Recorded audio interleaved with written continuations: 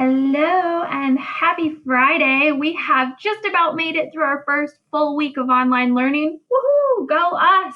Only like 4 more weeks to go. It's all right. We will make it. Today, I have just a couple things.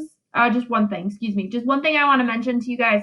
No, I lied. A couple things I want to mention to you guys before I jump into the lesson today. So first thing, when I return an assignment to you on Google Classroom, that's like me having a physical copy that I'm handing back to you. You guys don't need to resubmit assignments that I return to you. So if it has a grade on Google Classroom and I have like returned it to you, don't resubmit it. Okay. I'm returning it to you because I want you to be able to edit it and like have it back or whatever. Extra credit. Don't forget that that is due, by Monday morning. So like before you take the test, you have to turn in the extra credit. And that is a Flipgrid like assignment thing. I just want you to take a Flipgrid of you paging through all of your corrected worksheets from the grammar unit.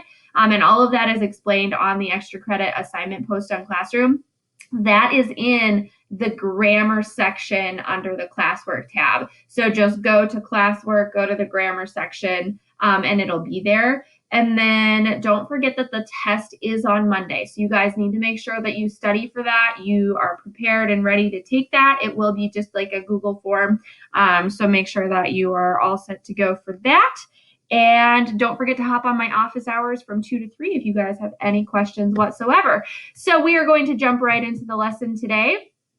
Today we are talking pronoun forms. So we're going to just dive on in and we'll find out what this is all about. Let me get my little pointer. Hide this pointer. Okay, here we go. Okay, okay, well, this just says pronouns. I'm going to stay up here. All right, so remember, a pronoun is a word that can be used in place of a noun or another pronoun. And this is a Pear Deck. So again, the link for the Pear Deck is on Google Classroom under today's e-learning date. So you guys can feel free to open that up and kind of follow along with this lesson. But pronouns are classified, and just some pronouns in case you guys don't remember. It's like he, she, it, they, we, our, us. Those are pronouns, right? Pronouns are classified into 3 different forms of pronouns. We have subject pronouns, object pronouns, and then possessive pronouns. So we're going to talk and just kind of refresh our memory on what each of these kinds of pronouns are. So each pronoun form is used in a particular way in a sentence. That's why we kind of have to know how each pronoun is classified so that we can know how it's supposed to be utilized within the sentence. So we're going to start with subject pronouns. A subject pronoun always acts as the subject in a sentence. So for example, like I have an itch, I is our subject pronoun. In this one, she is our subject pronoun, right? They are the subjects of the sentence, hence why they are called subject pronouns. Crazy. There's another one, they. So here's just a chart of all of the different subject pronouns. It's pretty straightforward. Just basically ask yourself, is it functioning as the subject of the sentence? If the answer is yes, it's a subject pronoun.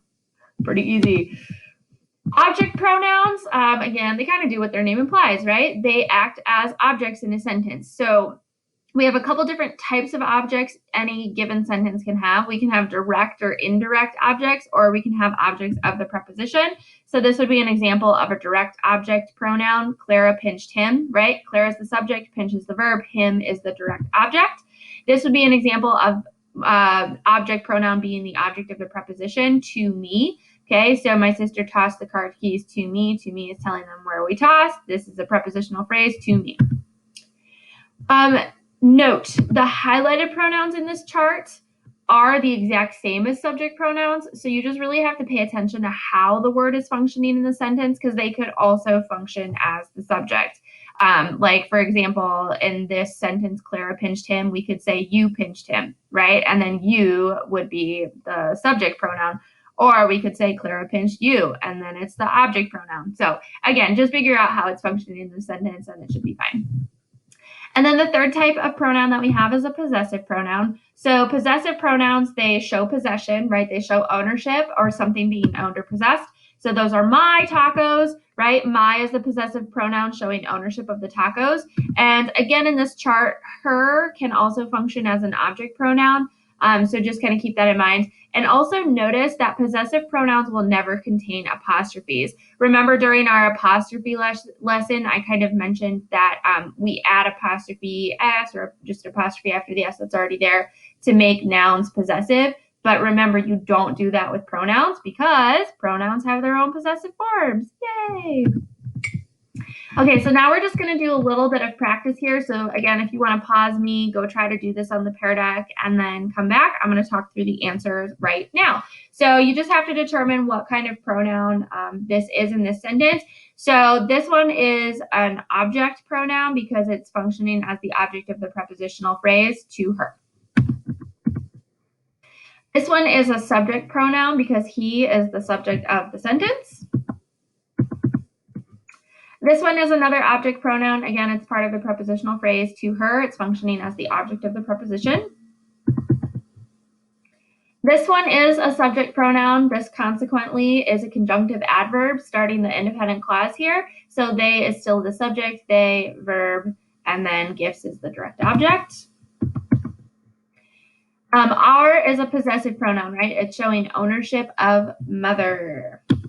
Beautiful. Okay, so on to the next. You know what? Let me just move myself over here. Maybe that'll help us out a little bit. Beautiful. Okay, so next we're going to talk about pronouns with and or. So when you have two subjects or two objects that are joined by and or, sometimes deciding what pronoun to use can be a little bit confusing. So just keep in mind the forms, right? Subject pronouns always have to be subjects. Object pronouns always have to be objects. So just figure out, is it functioning as a subject or an object in the sentence? So here would be an example of that. My brother and I. Okay, so this is what I'm talking about. If you have like two subject pronouns that are joined by I, it may be confusing to figure out. But again, it is functioning as the subject, so you want to make sure you use the subject pronoun I instead of me. And then here would be another example. Our parents often read to my brother and me. So here we've got my brother and me as the object of the preposition. So then we need to use the object pronoun me instead of I. And I know it's kind of easy to get those confused, but my tip to you guys is to cross out the other noun that's in the compound with the pronoun, and often the answer will become more clear. So for example, with this first one, if we crossed out my brother and, then it's pretty clear to hear. You would say, I loved the Wizard of Oz books, not me loved the Wizard of Oz books, right? Same with that second example. If you cross out my brother and, it becomes clear because you would say, our parents often read to me, not our parents often read to I, right? So if you just cross out the other set in the compound, then it should be clearer to hear which pronoun you should be using. So we're going to do some practice here. So I was convinced that my friend John hated Louise and I or me. So again, you can kind of just figure out what's the subject, what's the verb. So this verb hated already has a subject of John. So this is functioning as the direct object. So we want to use the object pronoun of me. So if you crossed out Louise and just say, my friend John hated me, and it sounds right. Okay, this one, the principal reprimanded my friend and I or me for ditching school, right? We've got a subject principal, the verb is reprimanded. So my friend and me is functioning as the object. So we do need that object pronoun me. Again, cross out my friend and the principal reprimanded me for ditching school. It just sounds right. After a few weeks, we or us and our families will be going to the state fair. This one I think is a little bit trickier, and this one it comes in handy to use those charts that are on the previous slide. The correct answer here is we. Okay, we and our families will be going to the state fair. But again, if you cross out that second one, it's kind of easy to hear. So just cross out and our families.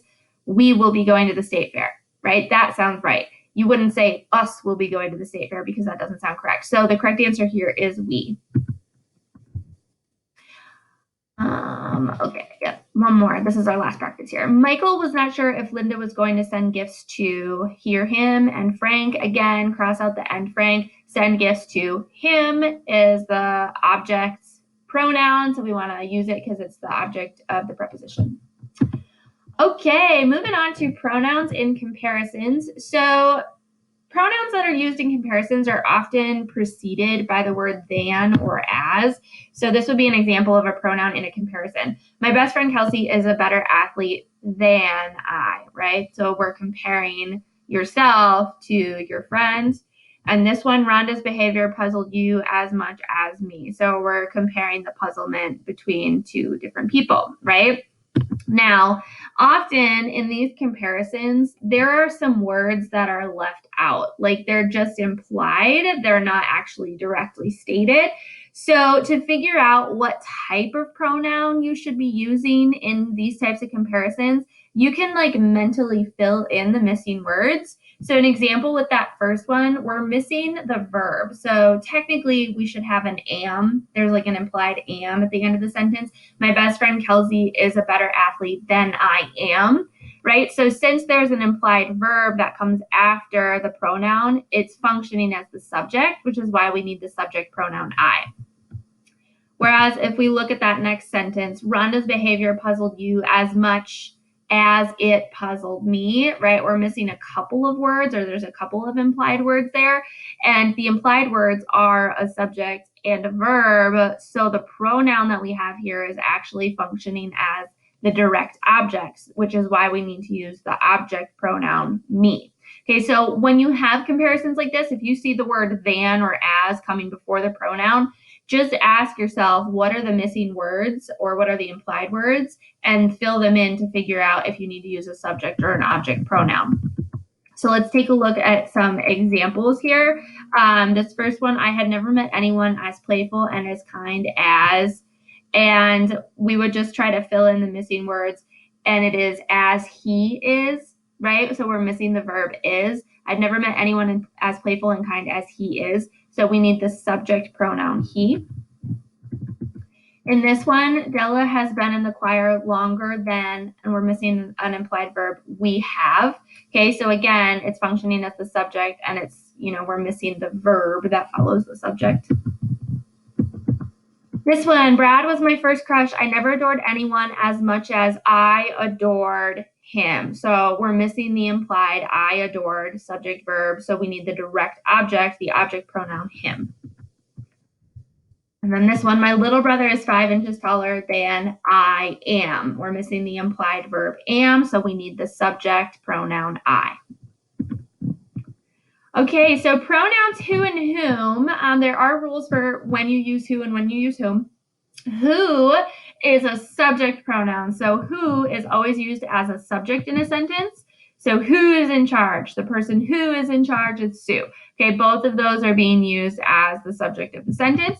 Whereas on the flippity flop, whom is always used as an object. It is an object pronoun. So if it follows like a preposition to, then you use whom. To whom did you give the necklace? The necklace was given to whom it belongs.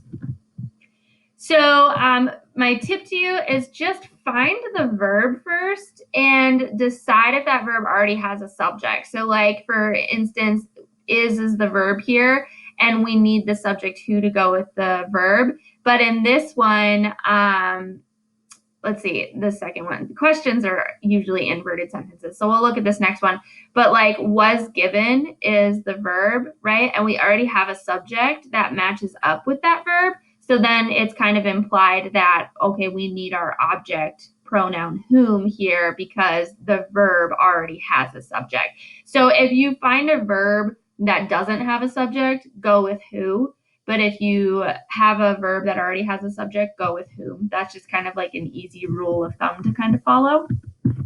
Let's do some practice. Okay. Now, a lot of times, questions can be inverted sentences where the subject comes before the verb. This one is not. This one's a regular one. But I just want you to be aware of that. If that's the case, and you know what, I'm going to go back to this slide. So like, for example, this question right here, to whom did you give the necklace? That's an inverted sentence. If we changed that into a statement, you did give the necklace to whom?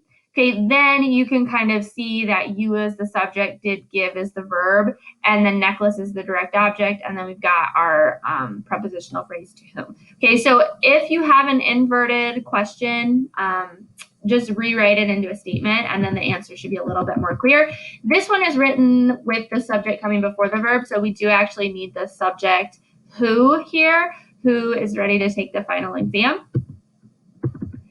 This one, the arrested person is a man whom, excuse me, I was like, whom my sister once dated. Okay, so again here, if we look at the verbs, so our verb is, we already have a subject to go with that verb, and another verb dated, we already have the subject sister to go with dated, so we do need whom here. And what this whom is doing is it's introducing subordinate, subordinate clause, okay, which whom can be a subordinating conjunction as well, so really confusing. Let's look at this one. The man and woman who or whom live next door argue constantly. So we've got argue, and this one, you know, man and woman is describing who we're talking about, so they're actually adjectives, they're not the subjects. So this one we do need a subject pronoun who here. Who live, because we're, okay, I totally described that wrong. Oh my gosh, Berg, get it together. Okay, I'm sorry. So man and woman are the ones arguing, but we also have this verb live, which we also need a subject for, so we would need the subject who there. My bad, I did a terrible job describing that. Okay, let's try this one. I did not see the man, who or whom, cross the street in front of me. So we have did see as a verb, but we've got a subject pronoun I with that already. And then we have this verb crossed. And again, here we've got man, but the man again is functioning as the direct object of the verb did see. So we would need another subject pronoun who here to go with this verb crossed. Confusing, I know. Who and whom can be kind of tough, not gonna lie.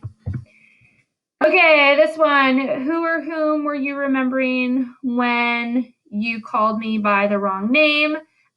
This one is an inverted question, so if you change it into a statement, you were remembering whom when you called me by the wrong name. Okay, so you just kind of have to rearrange that because you is the subject, where remembering is the verb, so we need a direct object of whom.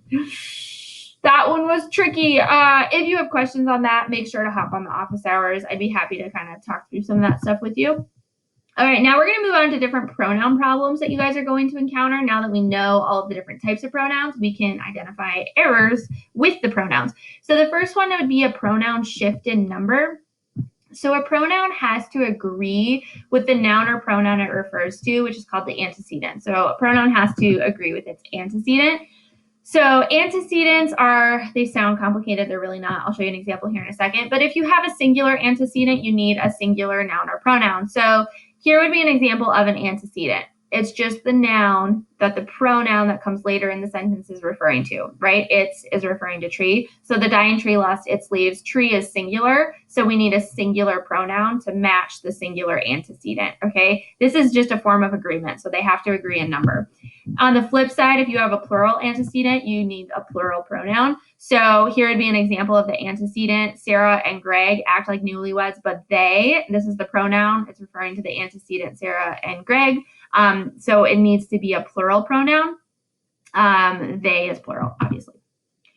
There are a few pronouns that you need to know when you're trying to determine pronoun antecedent agreement. So we are going to talk through some of those right now. You have to know the indefinite pronouns. So indefinite pronouns are pronouns that do not refer to a particular person or thing. Hence, they're not definite in what they refer to, right? You need to know if the indefinite pronoun is functioning singularly or plurally to make sure that it agrees with the antecedent. So I'm going to give you a couple charts here that kind of break down how each of the indefinite pronouns function. So these would be some examples of singular indefinite pronouns. If you ever see any of these pronouns, just know they're always singular, okay? And you can see that they're indefinite pronouns because they're not definite, right? They're not definitely referring to one person or thing. So here would be an example of one in use. One of my sisters has lost her job. Since one is singular, we have to make sure that the pronoun for this antecedent one is also singular, hence why we use her. Now, one thing I do want you guys to notice, a lot of the singular indefinite pronouns end in one, body, or thing. Look at that, one body thing, one body thing. one body thing, one body thing. Okay, so if you ever see an indefinite pronoun ending in one body or thing, it's going to be singular. And then this column, you only have a few that you also want to just kind of be aware of. But that's kind of a good rule of thumb to go off of. One body or thing, singular. These ones are always plural, okay? And here's an example of one being used in a sentence. Like both of my brothers worked their way through college. So since both is plural, the pronoun referring to that antecedent also has to be plural. And the indefinite pronouns here, they kind of imply more than one thing being talked about. So both, many, others, several, few, fewer, right? It refers more than one person or thing. So it's kind of easy to tell the plural ones. Now, this next set, I hate these ones. These ones are the worst indefinite pronouns ever because, get this, these indefinite pronouns can be either singular or plural. What? I know. They're the worst. So here's the deal. With these ones, it's pretty easy to figure out when they're being used singularly and when they're being used plurally. What you do is you look at the noun that the indefinite pronoun is referring to. So let me just show you the example. Okay, so here would be an example. Some of the pie is fine. Okay, so some is our indefinite pronoun. Now, there's always going to be like some sort of prepositional phrase that follows these indefinite pronouns that will indicate if it's singular or plural. In this instance, pie is the noun that's following the indefinite pronoun, and pie is singular, right? It's referring to one pie. It's not saying pies. So since this noun that follows the indefinite pronoun is singular, that means that this indefinite pronoun is functioning in a singular fashion, which means we need a singular pronoun to follow referring to this indefinite pronoun antecedent. Are you guys with me? It's just got to be, it's singular because of this pie, so the pronoun that follows also has to be singular. I hope I'm explaining that okay. Now on the flippity flop, right, you can have the same indefinite pronoun some, but it could be plural because of this word right here, students. Okay, so the prepositional phrase following here, it's got a plural noun that's referring to the indefinite pronoun. That makes this indefinite pronoun plural, just because of this noun is plural. Okay, so plural, plural, hence we need a plural pronoun there. Is this making sense? Don't overthink these ones. The sentence is going to imply if these are functioning in a singular or plural fashion. Just look for the noun that follows the indefinite pronoun, and then it'll tell you how it's functioning either singularly or plurally. Yay. All right, next up is collective nouns. These can be a little bit tricky too. There's two ways that collective nouns can function. And I think I talked about this in one of my earlier lessons before we went virtual here. So hopefully I won't have to rehash this much. But collective nouns refer to a group of people or things. Remember, like a band, a class, the staff, something like that, the team. When collective nouns are working together as one unit, so when the staff or the team or the band or whatever is working together as one, they're singular and thus require a singular pronoun. So the class started late and it ended early. Okay, class is the collective noun. It is the pronoun that is, referring to this antecedent class. Well, this is referring to the class functioning as one, right? So it needs a singular pronoun, it. But remember, collective pronouns can also be plural if all of the people that compose the collective are working individually, okay? Because then it's a lot of people working by themselves. So if they're working together as one, they're singular. If they're working individually on different things, then it's plural. So this would be an example of how the collective class would be working individually. The class handed in their essays before vacation, right? They didn't all work together to write one essay. They work separately to write different essays. So class is then plural. Thus, you need the plural pronoun there instead of its essays. Okay, hopefully that makes sense. Okay, so let's practice some of the things that we've been talking about here. No one needs their or his or her passport to go to Texas. Okay, so the indefinite pronoun is no one. Okay, so one, remember what I told you about one, body, or thing? It's always singular. So we need the singular pronoun. Now you might be looking at these two options and being like, well, neither of those are singular. Actually, his or her is technically singular because of this or, right? It's saying you either get this one or you get that one. So either one or one. It's not like one and one, it's one or one. Okay, so his or her is the singular pronoun in this instance, so we would need to choose his or her. All right, the committee decided that it or they would meet again next week. This one, the committee, is a collective noun, right? So we have to figure out, are they working together as one or are they working as individuals? Well, this instance, they're working together to make the decision, so they need a singular pronoun, which would be it. Both of the pigs wallowed in his or her or their. So there again, we've got both as our indefinite pronoun. Both is always a plural indefinite pronoun, so we need the plural pronoun following here, and the plural pronoun is there.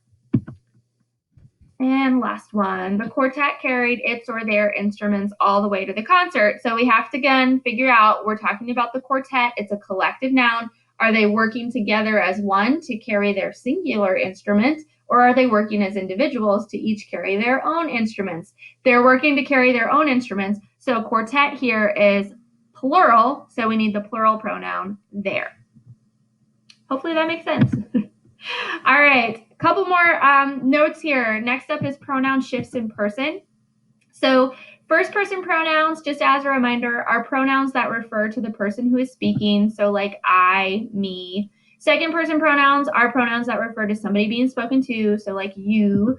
And third person pronouns refer to another person or thing, like he or she. So here's a chart of all of those, right? These are the first person pronouns. These are the second person pronouns. These are the third person pronouns. So just kind of be aware of that, because when a writer makes unnecessary shifts in person, the writing becomes unclear. So if you start writing in first person, you don't want to shift to second person, because then it becomes muddy and unclear who or what you're talking about.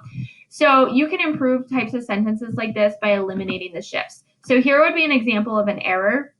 The worst thing about my not writing letters is that you never get any back. So here we have a first person pronoun my and then a second person pronoun you. So we're shifting from first to second person, which we don't want to do because we don't know who you is referring to. So the way that we could fix this is we could just change one of the pronouns to match the other. So the worst thing about my not writing letters is that I never get any back. Okay, so then we have both of the pronouns in first person. Okay, so here's some practice. Whenever students are under a great deal of stress, they or we often stop studying. So this first part is in third person, right? We're not saying whenever I am under a great deal of stress. We're saying whenever these students are under a great deal of stress. So we want to use the pronoun they to maintain the third person point of view.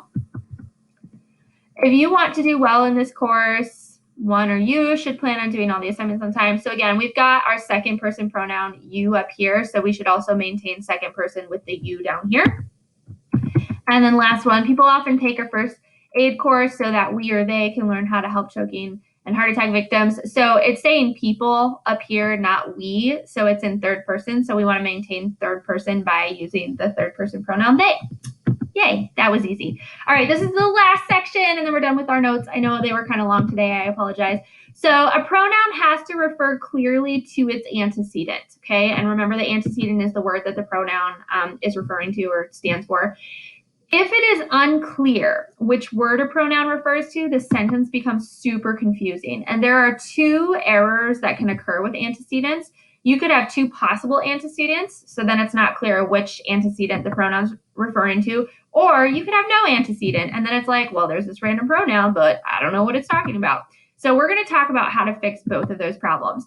So a pronoun's reference is not clear if there are two antecedents. So this would be an example of a sentence with two antecedents.